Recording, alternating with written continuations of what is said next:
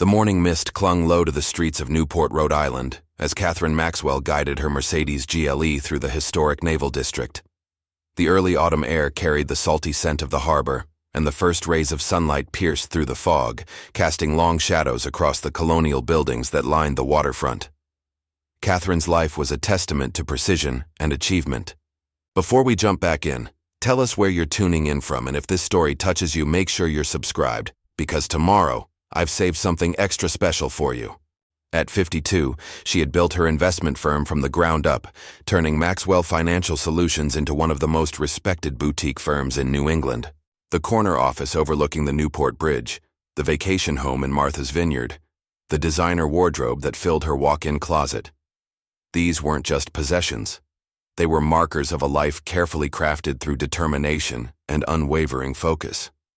Her morning routine was as meticulously planned as her investment strategies. Every Wednesday began with a 7 a.m. spin class at her exclusive health club, followed by a meeting with her executive team at the Ocean Breeze Cafe, a trendy waterfront spot where the city's elite gathered to discuss business over artisanal coffee and organic breakfast bowls. Today, as she navigated through the historic district, Catherine allowed herself a small smile of satisfaction. The quarterly reports had exceeded expectations, and she had just closed a deal that would expand her firm's reach into Boston's competitive market. Her phone buzzed with notifications, clients seeking her advice, colleagues praising her latest market analysis, friends trying to secure her presence at upcoming charity galas. The familiar weight of her Cartier watch pressed against her wrist as she checked the time. She was running early, something that pleased her immensely.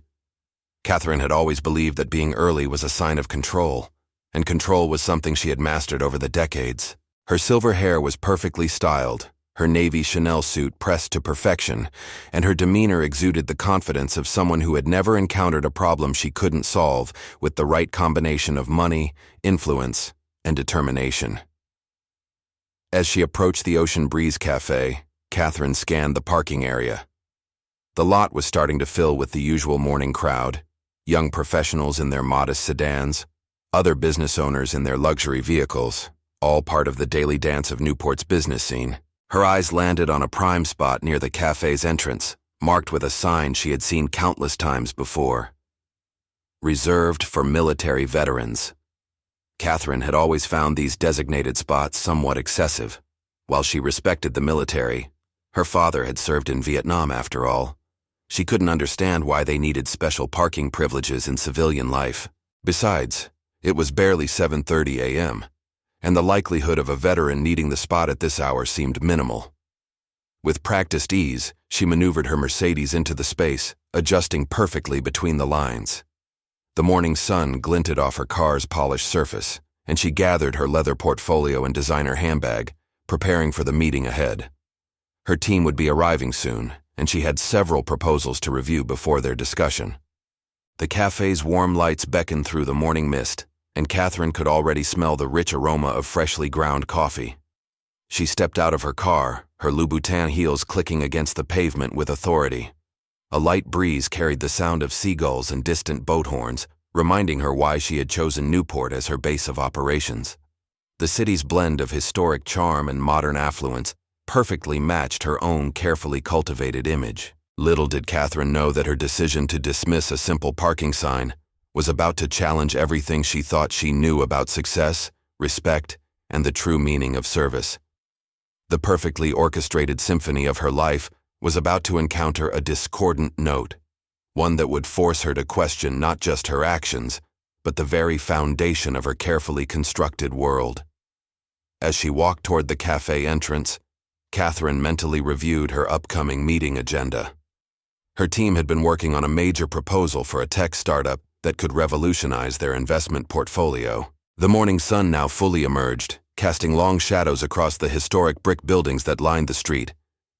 She had always appreciated how Newport maintained its colonial charm while embracing modern prosperity, much like how she balanced traditional investment strategies with innovative market approaches.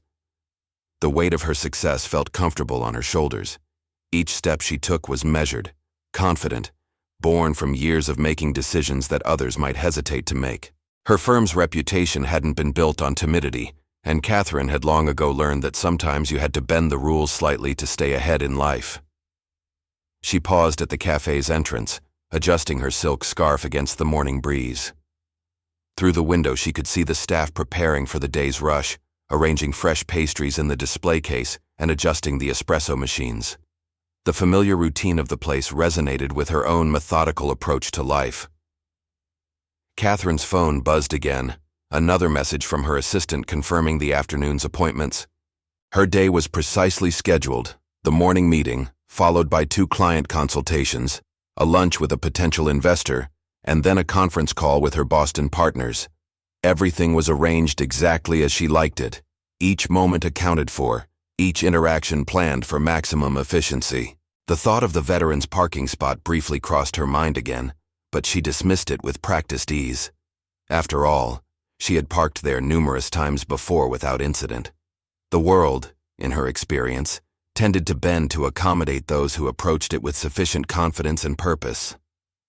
Besides, she rationalized, if a veteran truly needed the spot, there were plenty of other spaces available just a few yards further from the entrance. What Catherine couldn't have known as she reached for the cafe's brass door handle was that this morning would be different. This seemingly insignificant decision, to park in a spot reserved for others, would set in motion a chain of events that would force her to confront truths about herself she had spent decades avoiding. The carefully constructed walls of her professional fortress were about to meet someone who had built his life on an entirely different foundation of strength. Catherine settled into her usual corner table at the Ocean Breeze Cafe, arranging her portfolio and tablet with precision. The morning light streamed through the cafe's large windows, casting a warm glow across the polished wooden tables and maritime-themed decor. She ordered her usual, an oat milk latte with an extra shot of espresso, and began reviewing the morning's market reports. The cafe buzzed with the quiet energy of Newport's business elite. Young analysts in crisp suits discussed market trends in hushed tones, while established executives conducted informal meetings over breakfast. This was her domain, a world where success was measured in portfolios and profit margins, where every interaction was an opportunity for advancement. As she scrolled through her emails, Catherine noticed movement in the parking lot through the window. A man had stopped near her Mercedes, his stance suggesting purpose rather than casual observation. He was tall, probably in his mid-40s, wearing a simple black jacket and jeans. There was something about his bearing that seemed different from the usual cafe patrons, a quiet intensity that made her pause. Initially, she tried to ignore him, focusing instead on her upcoming presentation. But her attention kept drifting back to the window.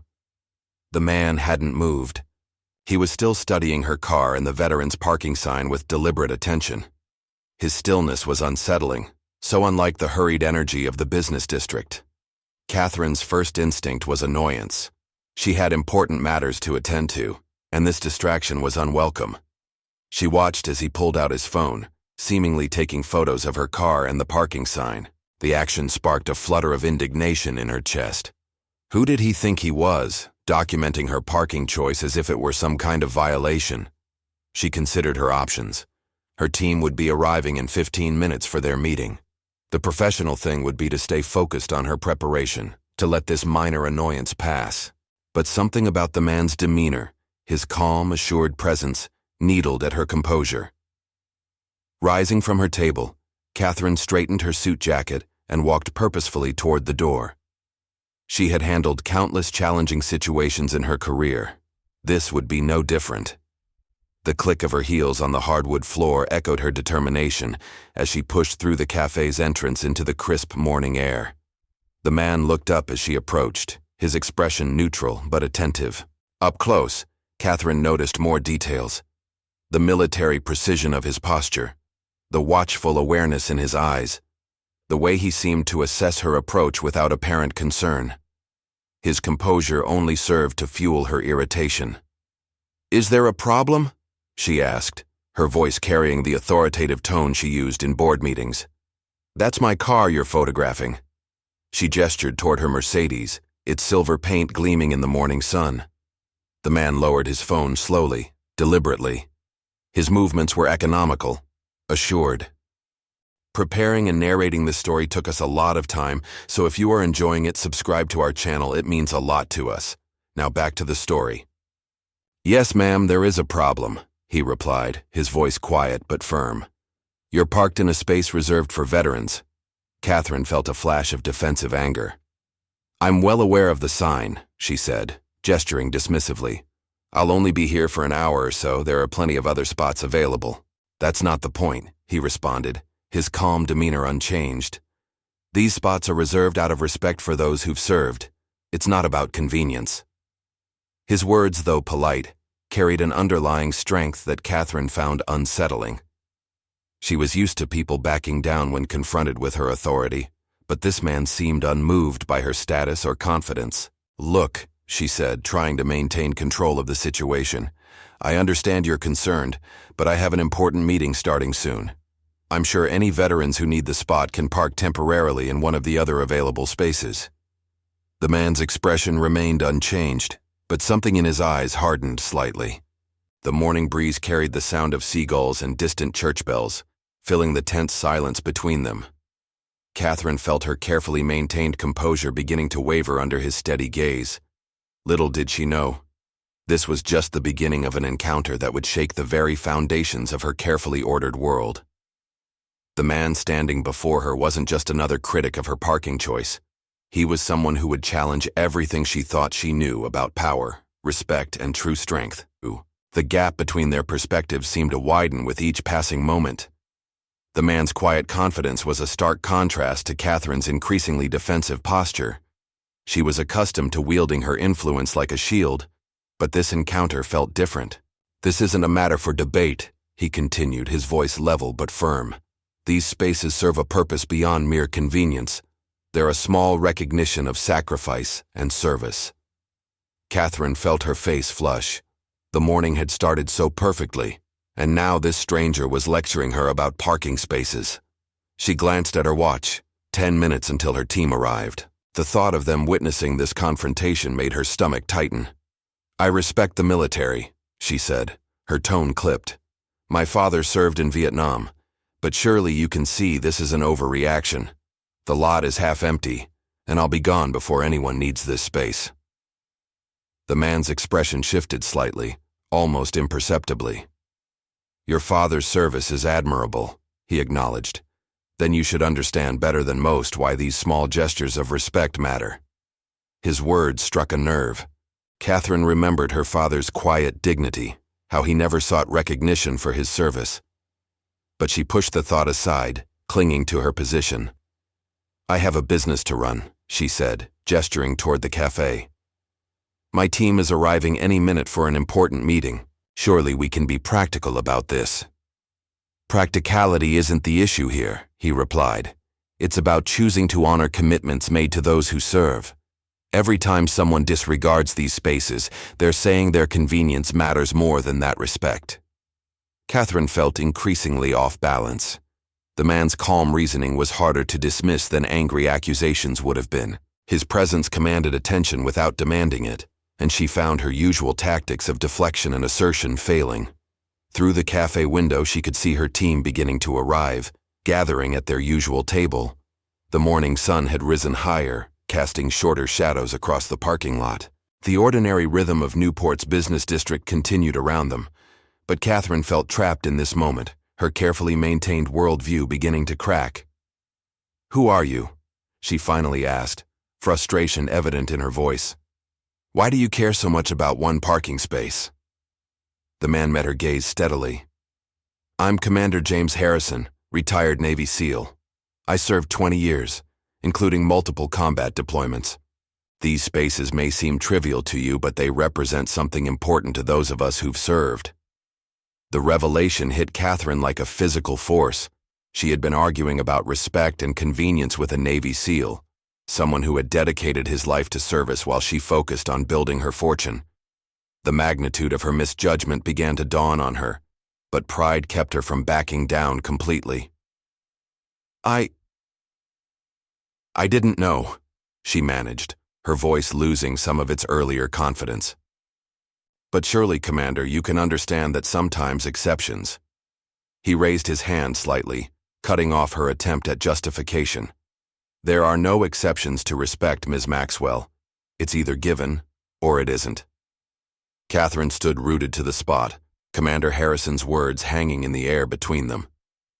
The morning bustle of Newport's business district seemed to fade into the background as she processed his identity and the full weight of her actions. Through the cafe window, she could see her team assembled, waiting for her to begin their meeting. But suddenly, that meeting felt insignificant compared to the moment unfolding in the parking lot. Commander Harrison maintained his calm stance, his presence a stark contrast to her internal turmoil.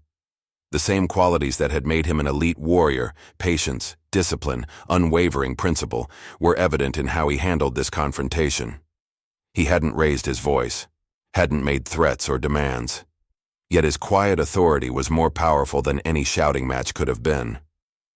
"I appreciate your time, Ms. Maxwell," he said, breaking the tense silence. "But I'm still going to have to ask you to move your car." His tone remained professional, almost gentle. But there was no room for negotiation in his words. Catherine felt her carefully constructed world shifting beneath her feet. She was used to being the one in control, the one whose words carried weight in every situation. But here, faced with a man who had led troops into combat, her usual sources of power, wealth, business success, social status, seemed suddenly hollow. Through the cafe window, she noticed her senior analyst, Thomas, gesturing to get her attention. The meeting should have started 5 minutes ago. Her phone buzzed in her pocket, likely another message asking about the delay. The perfectly orchestrated morning she had planned was unraveling, and for once she couldn't simply write a check or make a phone call to fix the situation. "Commander," she began, attempting to regain some semblance of control. "I understand your position, but surely we can find a reasonable compromise. I have clients waiting, investments to discuss." He shook his head slightly, not in anger but with the patient certainty of someone who had faced far greater challenges than an executive's resistance. "Ms. Maxwell, this isn't about finding a compromise. This is about doing what's right. The sign is clear, the purpose is clear, and the choice is yours to make." A young couple walked past them into the cafe, their conversation faltering as they sensed the tension in the air. Catherine felt exposed, her usual armor of professional confidence cracking under the weight of this unexpected confrontation. "You have to understand," she pressed on, even as part of her recognized the futility of her position. "In business, everything is negotiable. There's always room for discussion, for finding mutual benefit." "This isn't a business deal," Commander Harrison replied, his blue eyes holding her gaze steadily. "Some things in life aren't negotiable. Respect for service and sacrifice is one of them. The question is simple. Will you choose to honor that or not?" The simplicity of his question cut through her defenses like a knife through butter. In her world of complex financial transactions and carefully worded contracts, she had forgotten that some things could be this straightforward. Right or wrong, respect or disregard, honor or convenience. Her phone buzzed again, more insistently this time. Through the window, she could see her team's growing confusion and concern. The morning sun had risen higher, casting harsh light on her Mercedes, making the veteran's parking sign impossible to ignore. 20 years of service, Commander Harrison continued quietly. Multiple deployments, countless missions. My team and I gave everything we had to protect the freedoms you enjoy. The freedom to build your business, to pursue your success, to live in peace. That parking space isn't just about convenience. It's a small reminder of the cost of those freedoms. Catherine felt the first real crack in her resistance. The commander's words weren't just about a parking space anymore. They were about something much larger, something she had lost sight of in her pursuit of success and control. She thought about her father again, about the quiet pride he had carried, the respect he had shown for his fellow veterans. The morning breeze carried the salt air from the harbor, and somewhere in the distance, a church bell tolled the hour.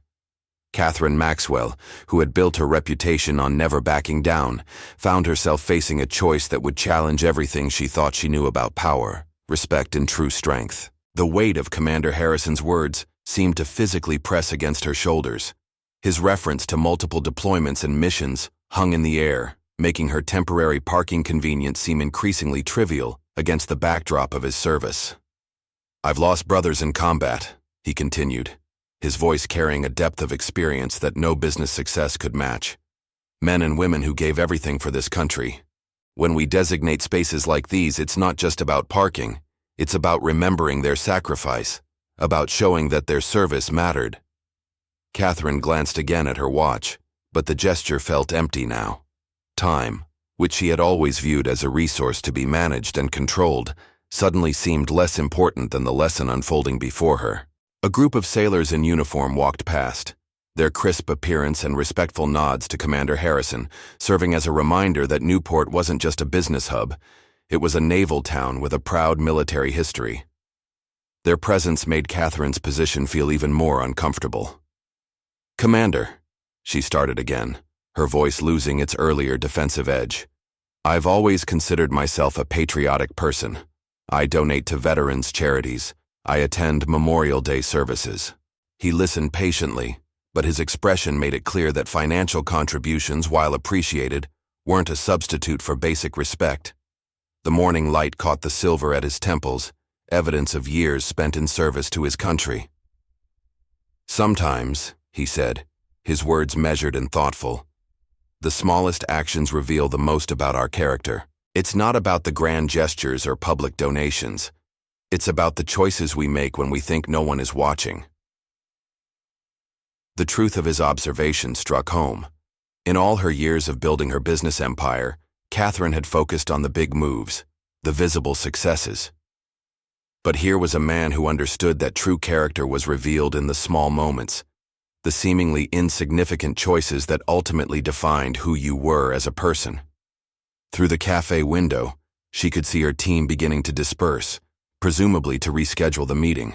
The perfectly planned morning had derailed, but somehow, standing in that parking lot facing a man who had risked everything for his country, the disruption to her schedule seemed increasingly meaningless. The sound of the harbor boats in the distance and the calls of seabirds provided a backdrop to this moment of truth. Catherine Maxwell, who had spent decades building walls of privilege and power, found those walls crumbling before the quiet strength of a man who had earned his authority through sacrifice rather than acquisition. Catherine stared at her Mercedes, its polished surface reflecting the morning sun like a mirror of her own carefully maintained facade. The enormity of her miscalculation was becoming increasingly apparent. Commander Harrison remained where he stood, his presence a silent reminder of everything she had failed to consider when she'd made the casual decision to park in a veteran's space. Through the cafe window, she watched as her team gathered their belongings, their confused glances in her direction adding to the weight of the moment. The meeting she had been so concerned about preserving now seemed trivial compared to the lesson unfolding in front of her. Her phone buzzed again, probably her assistant trying to understand what was happening, but she made no move to check it. "You know," Commander Harrison said, breaking the tense silence, "in the SEALs, we have a saying, the only easy day was yesterday. It's not just about physical challenges, it's about facing hard truths, about making the right choices even when they're inconvenient." His words carried the weight of experience, of countless decisions made under pressure far greater than anything Catherine had ever faced in her boardroom. She thought about her own motto, success at any cost, and for the first time, it sounded hollow in her mind. "When you're in combat," he continued, his voice steady and measured, "you learn quickly that every decision matters. Small choices can have massive consequences. You learn to respect not just the big things, but all the little details that keep you and your team alive." A light breeze carried the scent of salt air and coffee from the cafe, mixing with the familiar sounds of Newport coming to life. But Catherine barely noticed. She was caught between two worlds, the familiar realm of business and power she had built for herself, and this new perspective being offered by a man who had seen things she could barely imagine. "Ms. Maxwell," Commander Harrison said, "I can see you're successful. Your car, your clothes, your manner. They all speak to someone who's worked hard to achieve their goals. But success isn't just about what we achieve for ourselves. It's about how we honor the sacrifices of others who've made our success possible." His words struck deeper than any angry confrontation could have. Catherine thought about her father again, about the quiet dignity he had carried after Vietnam. How many times had she dismissed his service as something from the past, less relevant than her modern achievements? The men and women I served with, Harrison continued, came from all walks of life. Some were from wealthy families, others had nothing. But in uniform, none of that mattered. What mattered was character, integrity, and respect for something larger than ourselves. A group of joggers passed by, their casual morning routine a stark contrast to the intensity of the moment unfolding in the parking lot. Catherine noticed how they instinctively gave Commander Harrison a wider berth, as if sensing the gravity he carried. When we designate spaces like these, he gestured to the sign, it's not about convenience, it's about remembering. About acknowledging that some people have given parts of themselves, sometimes everything they had, so that others could pursue their dreams in peace. Catherine felt her chest tighten. She had always viewed such designations as mere formalities, small inconveniences in her busy life.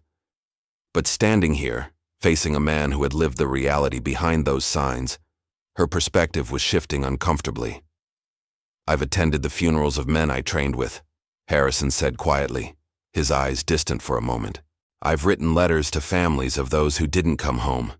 When you've done that, you understand why these small gestures of respect matter so much. The morning sun had risen higher, casting shorter shadows across the parking lot. Catherine's watch showed that nearly 30 minutes had passed since this encounter began, but time seemed to have taken on a different quality. The usual rush of her morning schedule had been replaced by something more profound. "Commander," she began, her voice having lost its earlier defensive edge, "I never meant to." But she trailed off, realizing how inadequate any explanation would sound in the face of his quiet dignity. He nodded slightly, acknowledging her unfinished thought. Intent isn't always the point, Ms. Maxwell. Sometimes it's about being willing to recognize when we need to reevaluate our choices. A seagull landed nearby, its presence a reminder of the coastal town's constant rhythms continuing around them. But for Catherine, nothing felt normal anymore. The carefully constructed walls of her worldview were crumbling, forced down by the weight of truths she had long chosen to ignore. Her team had completely dispersed now, leaving the corner table empty. The morning meeting, so crucial just an hour ago, seemed like a memory from another life. In its place was this moment of reckoning, this unexpected confrontation with values she had forgotten to consider in her pursuit of success. The tension in the parking lot had reached a pivotal moment. Catherine found herself staring at the veterans' parking sign, its simple message now carrying a weight she had never before considered. Commander Harrison's presence remained steady, neither aggressive nor yielding, his decades of military service evident in his patient but unwavering stance. "You mentioned your father served in Vietnam," he said, his voice carrying a note of understanding. "What unit was he with?" The question caught Catherine off guard. She had used her father's service as a defense mechanism earlier, but now found herself struggling to recall the details. He was in the Army," she managed, suddenly ashamed at how little attention she'd paid to this part of her family history. "He didn't talk about it much." "They rarely do." Harrison nodded, his eyes reflecting a deep understanding. That generation of veterans came home to a different America. Many of them carried their experiences in silence, but that doesn't make their sacrifice any less significant. A group of early morning customers entered the cafe, their casual chatter creating a stark contrast to the gravity of the conversation unfolding in the parking lot. Catherine watched them through the window, suddenly aware of how ordinary life continued around this extraordinary moment. "You know," Commander Harrison continued, "in BUD-S training, that's basic underwater demolition SEAL training, they teach us about more than just combat skills. They teach us about honor, about carrying on even when everything in you wants to take the easy way out." He paused, his gaze steady. "Those lessons stay with you. They become part of who you are. When I see someone park in a veteran's space without thought, it's not just about the parking spot. It's about what that choice represents. a willingness to put personal convenience above respect for sacrifice. Catherine felt the full weight of his words. Her usual defenses, her wealth, her business acumen, her social status, seemed meaningless in the face of his quiet authority. She thought about her father again, trying to remember if he had ever mentioned anything about his service, any stories she might have dismissed in her rush to build her empire. Sometimes, Harrison continued, we get so caught up in our own success that we forget its foundation. Every business deal you make, every dollar you earn, it's all possible because men and women put on uniforms and stood ready to defend those opportunities. A slight breeze carried the sound of the harbor, the distant clang of boat bells mixing with the morning traffic. Catherine's phone had stopped buzzing. Perhaps her team had finally accepted that this morning would not go as planned. I had a friend, Commander Harrison said, his voice taking on a more personal tone. Marcus Sullivan. We went through BUDS together, served in the same team. He gave his life in Afghanistan, leaving behind a wife and 2 young daughters. When I see these parking spaces, I think of him. Of all the Marcus Sullivans who never came home. The personal story hit Catherine like a physical force. She had never considered that these parking spaces might be connected to real people, to actual sacrifices made by individuals with names and families and dreams. The spaces we designate for veterans, he continued, they're not just about convenience. They're small memorials, daily reminders of the cost of freedom. When someone chooses to ignore that designation, they're not just taking a convenient parking spot. They're choosing to overlook the sacrifice that spot represents. Catherine glanced at her car again, its luxury and expense suddenly seeming like a poor substitute for the values she had forgotten. The morning sun had risen higher, casting her shadow alongside Commander Harrison's on the pavement, one the shadow of acquired power, the other of earned authority. I realize, Harrison said, his tone remaining professional but firm, that moving your car might disrupt your morning schedule. But part of respecting service is understanding that sometimes our convenience needs to take a back seat to something more important. A naval aircraft flew overhead, its sound drawing both their attention momentarily skyward. When Catherine looked back at Commander Harrison, she saw in his expression something she had missed before, not judgment, but an invitation to understand something profound about respect, sacrifice, and the true meaning of success. The morning's perfect plan had completely unraveled, but in its place, something more valuable was taking shape. Catherine Maxwell, who had spent decades believing that every situation could be controlled through wealth or influence, was beginning to understand that some things, respect, honor, sacrifice, operated on a different currency altogether. Through the cafe window, she could see her usual table still empty, her untouched latte probably cold by now. But for the first time in years, Catherine found herself caring less about maintaining her schedule and more about maintaining something far more important, her integrity. Catherine felt something shift inside her, a subtle but fundamental change in her perspective. The practiced confidence that had carried her through countless business negotiations seemed to evaporate in the face of Commander Harrison's quiet strength. The parking lot of the Ocean Breeze Cafe had become an unexpected crossroads in her life, a moment of truth she hadn't seen coming. I should move my car, she said finally, the words coming out softer than her usual commanding tone. But even as she reached for her keys, she knew this wasn't just about relocating a vehicle. It was about acknowledging a deeper truth she had long ignored. Commander Harrison nodded slightly, but made no move to leave.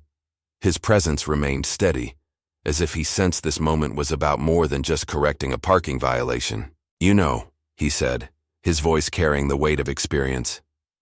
In the SEALs, we learn that the hardest battles aren't always the physical ones. Sometimes the toughest fights are with ourselves. Our pride, our assumptions, our need to maintain control. A group of naval officers walked past, their crisp uniforms and respectful nods to Commander Harrison serving as a visible reminder of the military community Catherine had thoughtlessly dismissed. Their presence made the veterans' parking sign seem to stand out even more starkly against the morning sky. When you're in combat, Harrison continued, you learn quickly that your rank, your background, your personal achievements, none of that matters as much as your character. The way you handle yourself when things get difficult. That's what defines you. Catherine's hand tightened around her car keys. She thought about her morning schedule, now completely disrupted. But the importance of those meetings had diminished in the face of this unexpected lesson. I've always prided myself on being in control, she admitted, surprising herself with the candor. On having the right answer, the perfect solution. Control is an illusion, Harrison replied, his blue eyes reflecting years of hard-earned wisdom. In the field, you learn that quickly. You can plan everything perfectly, but life has a way of teaching us humility. The true test isn't in never making mistakes, it's in how we respond when we realize we're wrong. The morning sun had risen higher, casting both their shadows long across the parking lot. Catherine could feel the warmth on her face, a physical reminder of how much time had passed since this encounter began. Her phone had stopped buzzing. The outside world seemed to have receded, leaving only this moment of truth. I lead training exercises sometimes, Harrison continued, teaching new recruits about leadership and character. You know what I've noticed? The ones who struggle most aren't usually the ones who lack ability. They're the ones who can't admit when they're wrong, who can't set aside their ego for something bigger than themselves. His words struck home with uncomfortable accuracy. How many times had Catherine pushed ahead with her own agenda, dismissing the perspectives and needs of others? How often had she used her position and influence to avoid acknowledging her mistakes? The parking space, she began, then paused, gathering her thoughts. I saw it as just a convenience, something I could use because I was in a hurry. I never stopped to think about what it represented. That's often how it starts, Harrison nodded. Small choices that seem insignificant at the time. But character isn't built or broken in the big moments. It's shaped by the small decisions we make when we think no one is watching. A seagull landed nearby, pecking at something on the pavement, its simple presence a reminder of how ordinary this morning had seemed just an hour ago.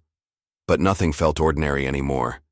The carefully constructed walls of Catherine's worldview were crumbling, forced down by the weight of truths she had long chosen to ignore. The men and women I served with, Harrison said, his voice taking on a deeper resonance. They didn't ask for recognition. They didn't serve for the praise or the parking spaces. But these small gestures of respect, they matter. They remind us that sacrifice has value, that service means something in a world that often seems to have forgotten. Catherine felt the full weight of her actions settling on her shoulders.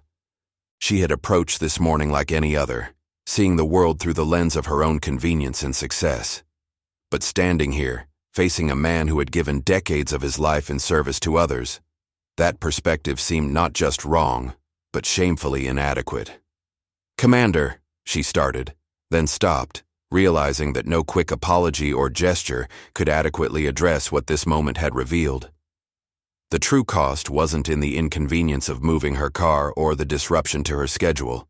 It was in recognizing how far she had strayed from the values her father had once tried to instill in her.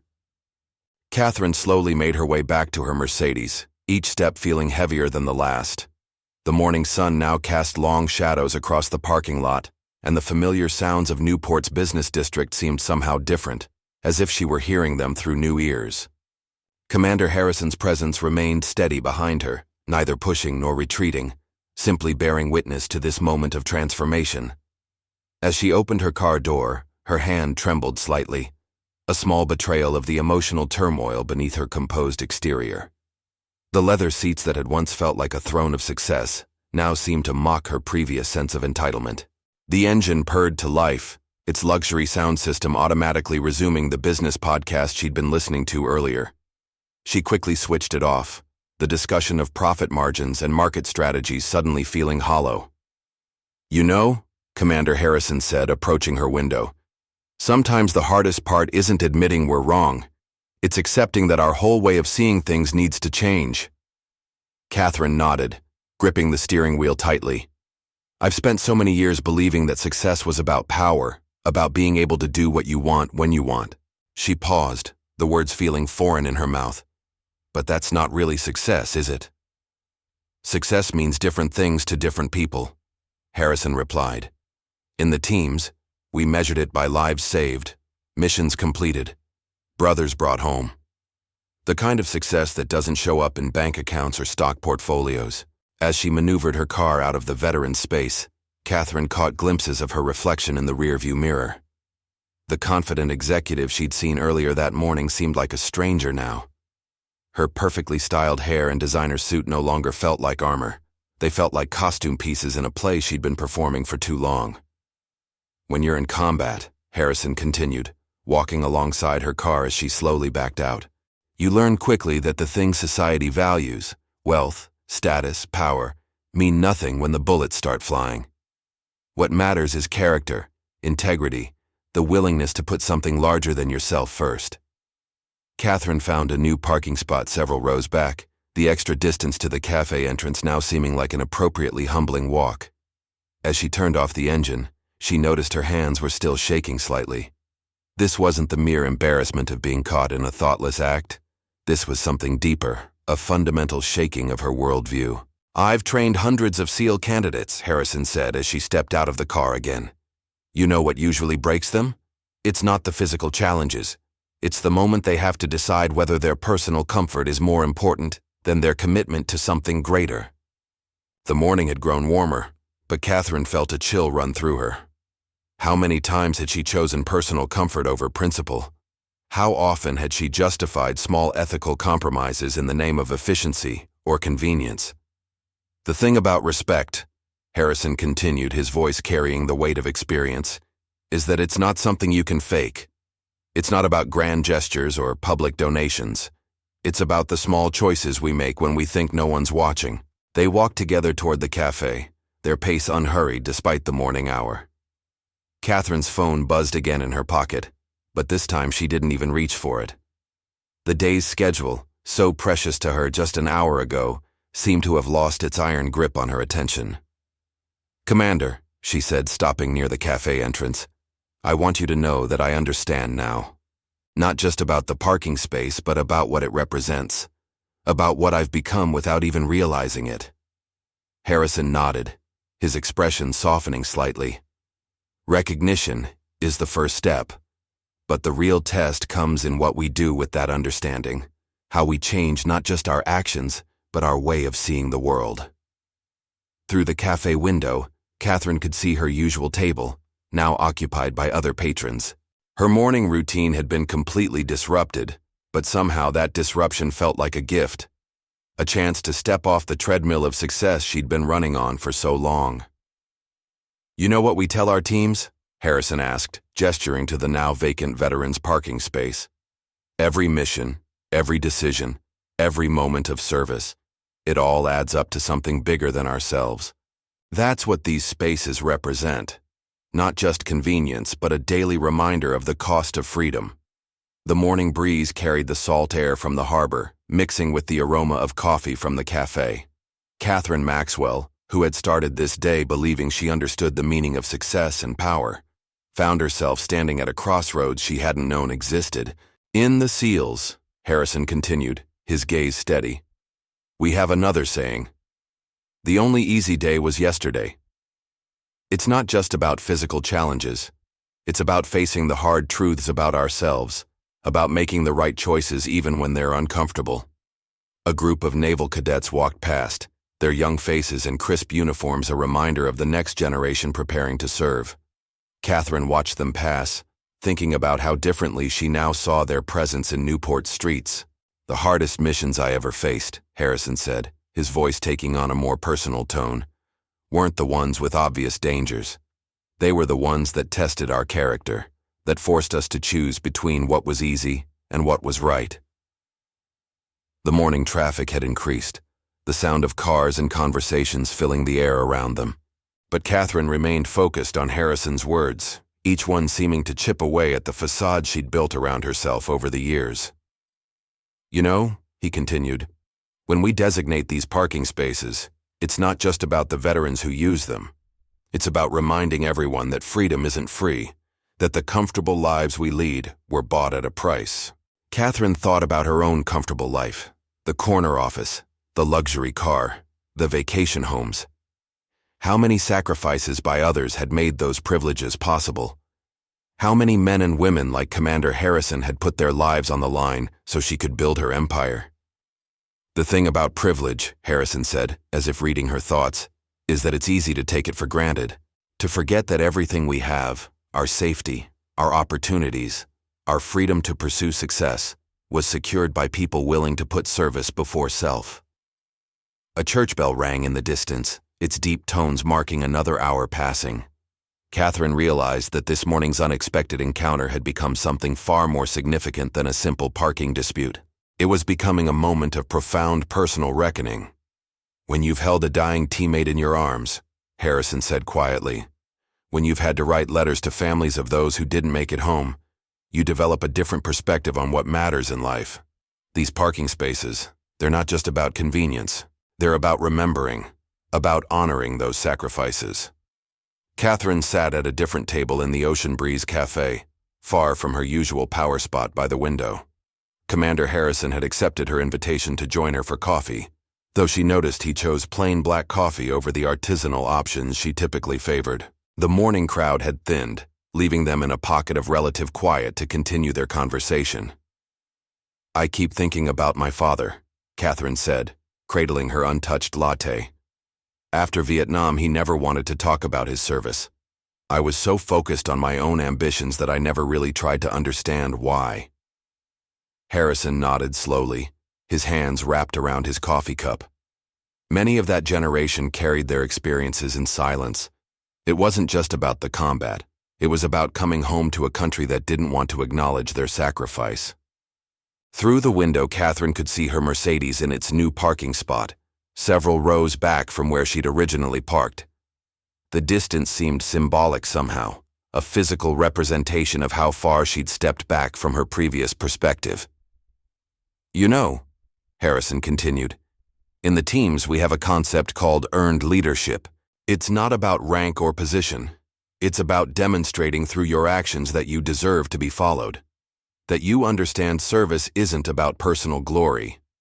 A group of businessmen entered the cafe, their confident strides and loud discussions about market trends reminding Catherine of how she must have appeared to others just hours ago. The realization made her uncomfortable. "I've built my entire career on projection of authority," she admitted, surprising herself with her candor. "On making sure everyone knows I'm the one in charge. But watching you this morning, there's a different kind of authority, isn't there?" Harrison set his coffee down, his movements deliberate. "In combat, you learn quickly that real authority doesn't come from intimidation or displays of power. It comes from integrity, from being willing to put the mission and your team before your own interests." The morning sun had risen higher, casting different shadows across the cafe's polished floors. Catherine watched the pattern shift, thinking about how her own perspective was similarly being realigned. "We had a saying in the teams," Harrison continued, "the more you sweat in training, the less you bleed in combat." But it wasn't just about physical preparation. It was about building character, about developing the kind of strength that doesn't need to announce itself. Catherine thought about her morning routine, about the carefully crafted image she presented to the world. How much of it was real strength, and how much was just elaborate armor she'd built around herself. "When you lead missions," Harrison said, his voice taking on a more personal tone, "you learn that your team's trust isn't given because of your rank. It's earned through consistent demonstration of character, through showing that you understand something bigger than yourself." A young sailor walked past their table, offering a respectful nod to Commander Harrison. Catherine noticed how the commander's acknowledgement carried no trace of superiority, just quiet recognition of shared service. "I've spent years building my reputation," Catherine said, staring into her cooling latte, "making sure everyone knows about my success, my achievements. But sitting here now, it all feels hollow somehow." "Success isn't a bad thing," Harrison replied, his tone measured. "The question is how we define it, and what we're willing to sacrifice to achieve it. In the teams, we learned that true success often means putting aside personal glory for the good of the mission." The cafe's ambient noise seemed to fade as Catherine absorbed his words. The morning's schedule, her meetings, her carefully planned agenda, all of it felt less urgent now, less crucial than this unexpected lesson in humility and perspective. "You mentioned your friend Marcus," Catherine said softly. "The one who didn't come home. Do you think about him often?" Harrison's eyes grew distant for a moment. "Every day. Not just him, but all the ones who gave everything. That's another thing about service. You carry those memories, those sacrifices. They become part of who you are." A seagull landed on the windowsill outside, its presence a reminder of Newport's coastal character. Catherine watched it, thinking about how many layers of meaning she'd missed in this city she thought she knew so well. "The hardest part of command," Harrison continued, "isn't making tactical decisions. It's living with the weight of responsibility for others, understanding that your choices affect more than just yourself." Catherine felt the full impact of his words. How different would her business decisions have been if she'd approached them with this mindset? How might she have treated her employees, her clients, even her competitors differently? "Commander," she began, then paused, searching for the right words. "I'm beginning to understand that I've been measuring success by the wrong metrics, that maybe all my achievements aren't worth as much as I thought they were." Harrison met her gaze steadily.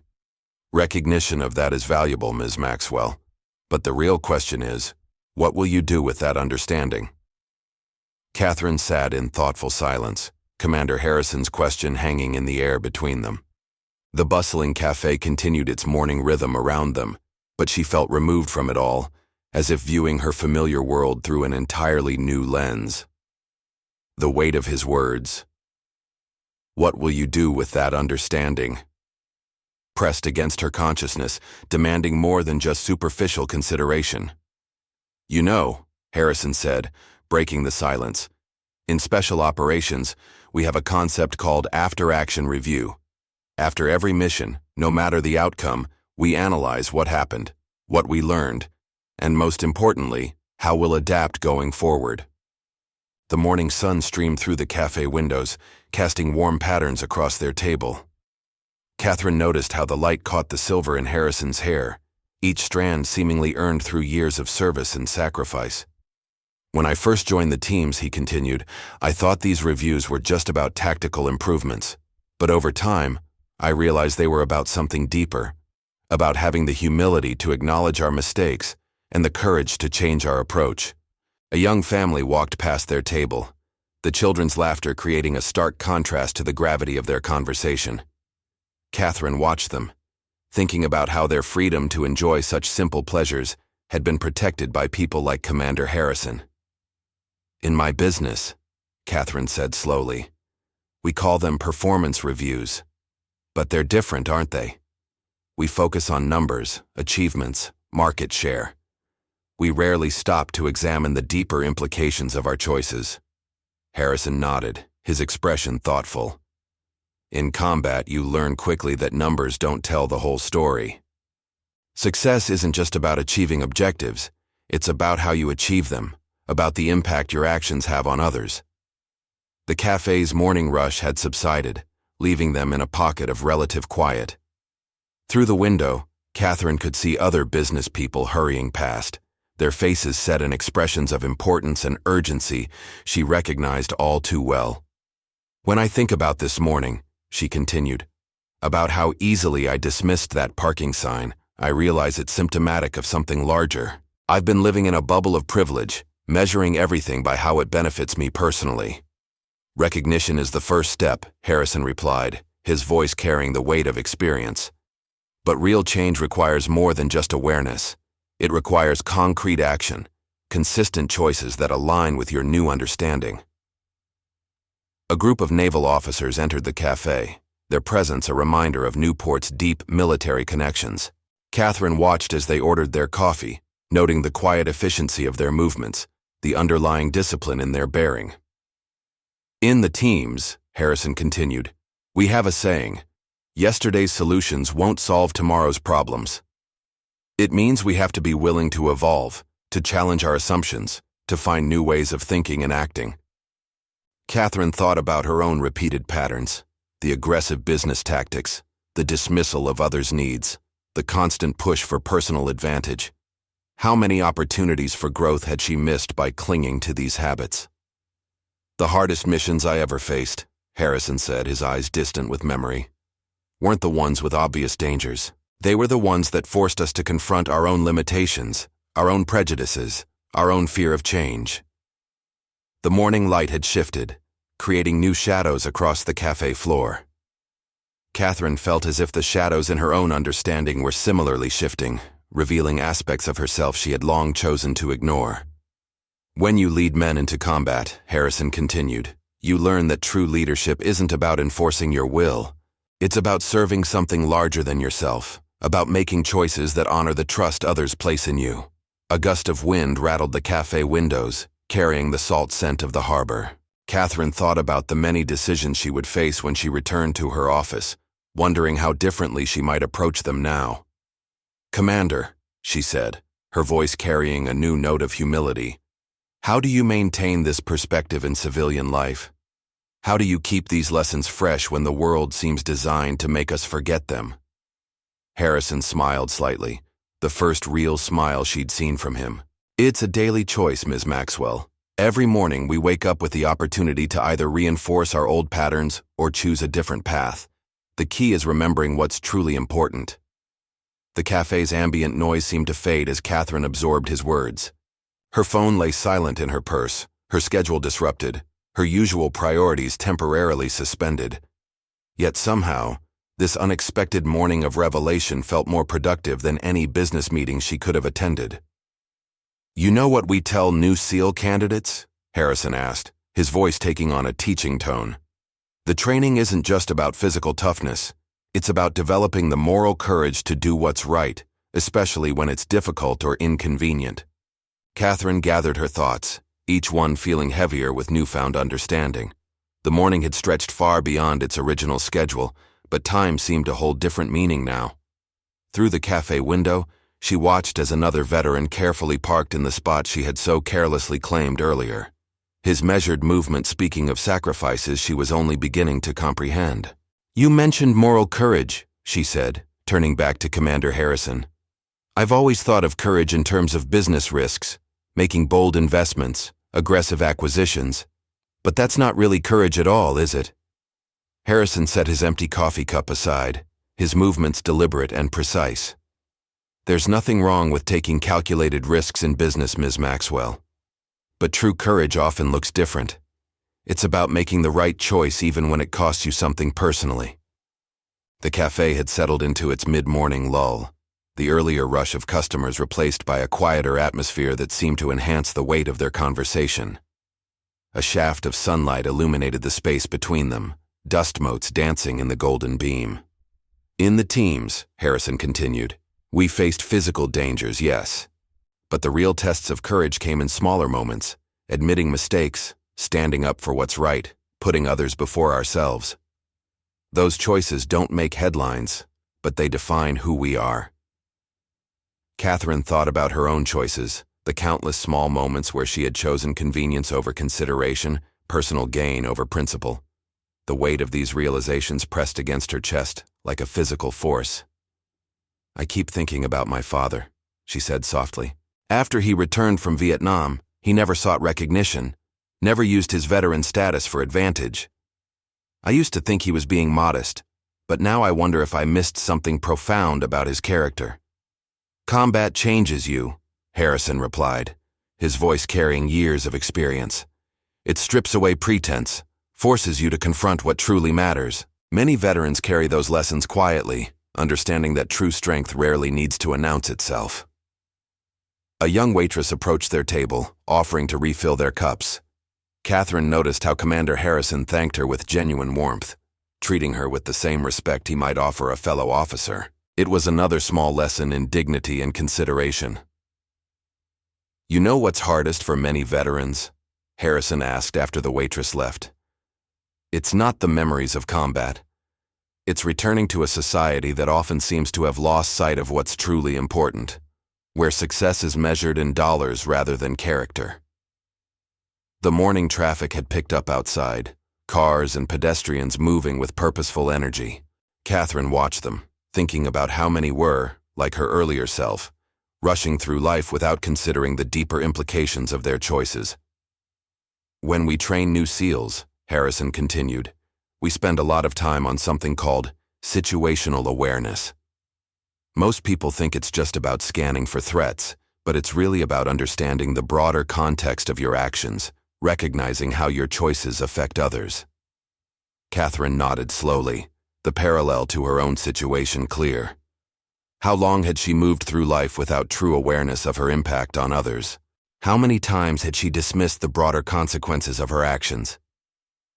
This morning, she said, her voice thoughtful, when you first approached my car, I saw you as an interruption, an obstacle to my schedule. I never stopped to consider the bigger picture, the principles at stake. That's human nature, Harrison replied, his tone free of judgment. We all get caught up in our own perspectives. The question is whether we're willing to step back when shown a different view, whether we have the courage to change our stance. A group of sailors walked past the cafe window, their young faces reminding Catherine of the continuous flow of service members through Newport streets. She had seen them before, of course, but had never really thought about what their presence meant. In the teams, Harrison said, following her gaze, we have a saying. The only easy day was yesterday. That most people think it's about physical challenges, but it's really about the continuous choice to do what's right, to maintain your principles even when it's difficult. The sun had risen higher, changing the quality of light in the cafe. Catherine's phone remained untouched in her purse, her usual morning schedule completely abandoned. Yet somehow, this unplanned conversation felt more significant than any meeting she could have attended. Commander, she began, then paused, searching for the right words. I've spent years building what I thought was strength, influence, authority, control, but sitting here now, I'm realizing how much of that was just armor, protection against having to face harder truths about myself. Catherine's words hung in the air between them, her admission of vulnerability feeling both frightening and oddly freeing. Commander Harrison sat quietly for a moment, his presence steady and reassuring in a way that her usual business associates never were. You know, he said finally, in SEAL training, there's a moment during Hell Week when candidates are at their absolute lowest. They're cold, exhausted, pushed beyond what they thought were their limits. That's when some of them discover their true strength isn't in the armor they've built, but in their willingness to be vulnerable, to admit they need their teammates. The cafe had begun its transition toward lunch, the morning crowds giving way to a different rhythm. Catherine watched as the staff efficiently cleared tables and reset the space, thinking about how many times she'd sat here focused only on her next meeting or deal. When I was building my business, she said, I thought leadership meant never showing weakness, never admitting doubt, always being the strongest person in the room. Harrison nodded thoughtfully. That's a common misconception. In combat, the strongest leaders I knew were often the ones who could admit their uncertainties, who understood that true strength comes from honest self-reflection. A young veteran entered the cafe, his prosthetic leg visible beneath his shorts. Catherine watched as he navigated the space with practiced ease, his dignity and determination evident in every movement. She thought about how many times she'd overlooked such quiet displays of courage. The hardest lesson for many SEAL candidates, Harrison continued, isn't the physical challenges. It's learning that true strength often means being willing to be vulnerable, to admit when you're wrong, to put the team's needs before your own ego. The harbor breeze carried the sound of boat horns through the cafe's open door, a reminder of Newport's maritime character. Catherine found herself thinking about how many service members had passed through this port, each carrying their own stories of sacrifice and duty. I've been thinking about what you said earlier, she said, about how these parking spaces are more than just convenience. They're symbols of something larger, aren't they? Something I've been too self-absorbed to see. Symbols matter, Harrison replied, his voice carrying quiet conviction. They remind us of the cost of freedom, of the sacrifices made by people who never sought recognition. Every time someone chooses to respect these spaces, they're acknowledging that larger story. Outside, the morning had fully bloomed into day, the sun now high above Newport's historic buildings. Catherine could see her Mercedes from where she sat, parked in its new spot several rows back. The distance seemed appropriate now, a physical reminder of her shifting perspective. "You know what's remarkable about the SEAL teams?" Harrison asked, his eyes distant with memory. "It's not the individual achievements. It's how a group of strong personalities learns to put aside their egos for something bigger than themselves. That's real strength." Catherine thought about her own leadership style, how she had always equated strength with dominance, success with personal achievement. The contrast with Harrison's quiet authority was stark and humbling. "This morning," she said, "when you first approached me about the parking space, I was ready for a confrontation.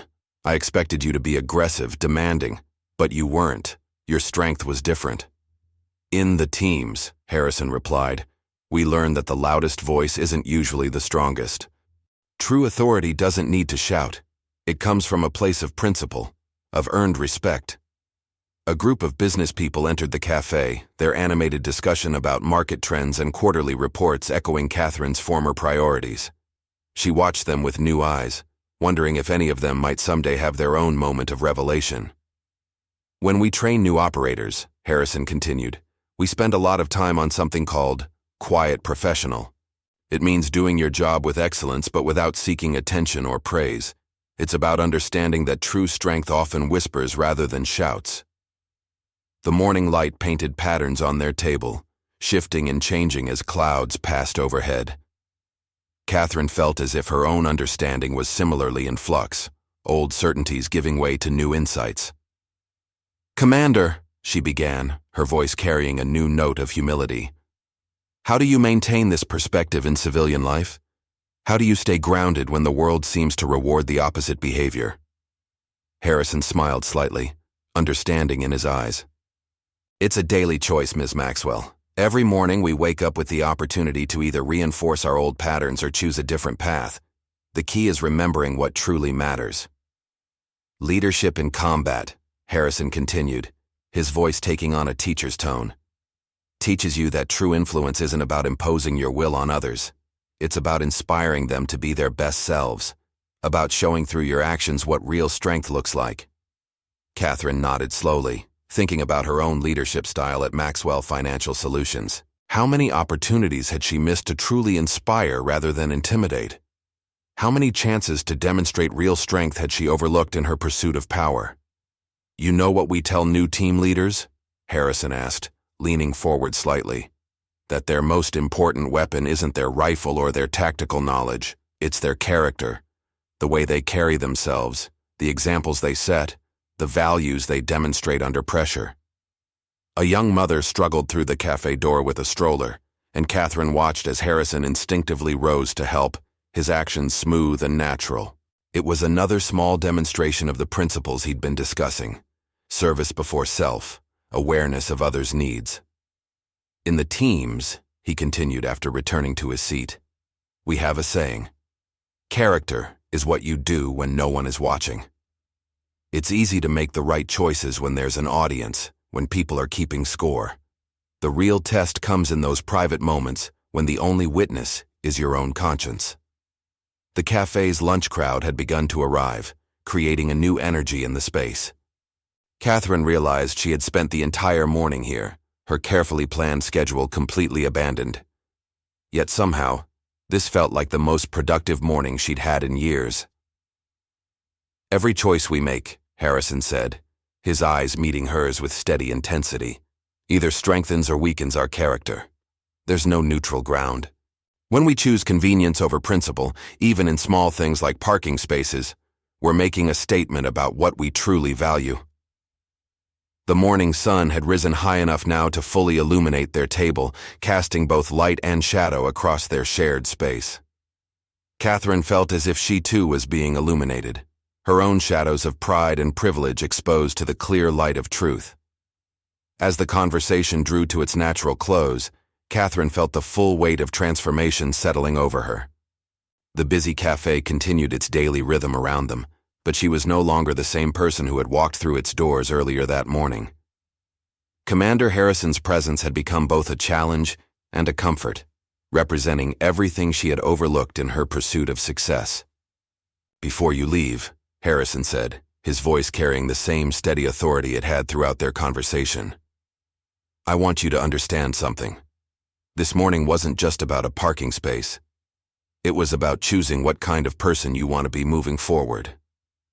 Through the window, Catherine could see the veteran's parking spot, now properly occupied by someone who had earned the right to use it. The sight carried a different meaning now, laden with understanding she hadn't possessed just hours ago. You know, Harrison continued, in the teams we have a tradition. After particularly challenging missions, we take time to reflect not just on what we did, but on how it changed us. Sometimes the most important victories aren't the ones you can see from the outside. The lunch crowd had begun to fill the cafe, their chatter creating a backdrop to this final moment of revelation. Catherine watched as business people much like herself rushed in and out, wondering if they too might someday experience their own moment of transformation. When I was still active duty, Harrison said, adjusting his position slightly, we had a saying, the mission isn't over until the lessons are learned. Every experience, every challenge, every mistake, they're all opportunities for growth if we're willing to see them that way. Catherine thought about her morning schedule, now completely abandoned. The meetings she'd missed, the calls she hadn't taken, the emails she hadn't answered, none of them seemed as important as the lessons she'd gained in their place. Commander, she said, her voice carrying a new note of humility. How do you maintain this perspective? How do you keep these lessons alive when everything around you seems designed to make you forget them? Harrison's eyes held a depth of experience that no business success could match. It's a daily choice, Ms. Maxwell. Every morning you wake up with the opportunity to either reinforce your old patterns or choose a different path. The key is remembering what truly matters.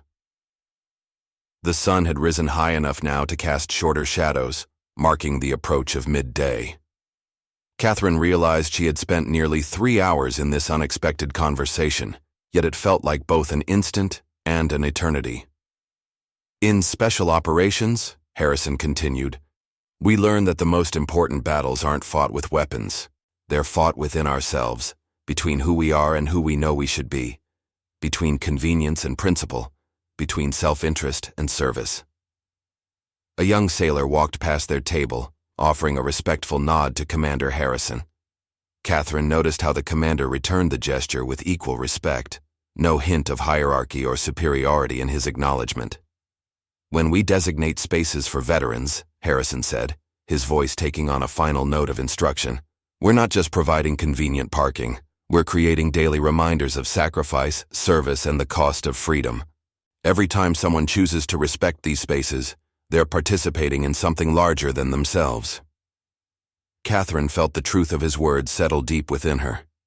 The morning's encounter had stripped away layers of pretense and privilege, revealing truths about herself she could no longer ignore.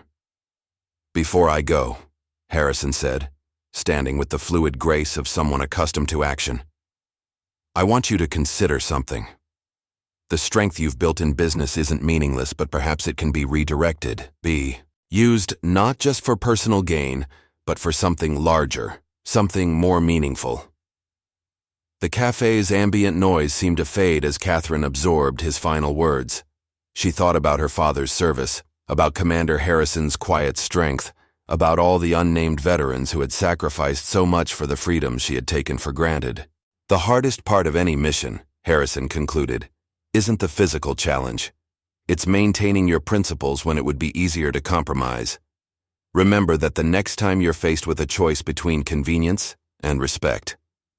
As Commander Harrison prepared to leave, Catherine realized that while her morning hadn't gone as planned, it had gone exactly as needed. The parking space that had seemed so important earlier now represented something far more significant. A turning point, a moment of truth, a chance for real change. The morning sun streamed through the cafe windows, illuminating both of them in its warm light. Catherine Maxwell, who had arrived as one person and would leave as another, understood that this was not an ending, but a beginning. The real test would come in how she chose to apply these lessons in the days and years ahead. Up next, you've got 2 more standout stories right on your screen. If this one hit the mark, you won't want to pass these up. Just click and check them out. And don't forget to subscribe and turn on the notification bell so you don't miss any upload from us.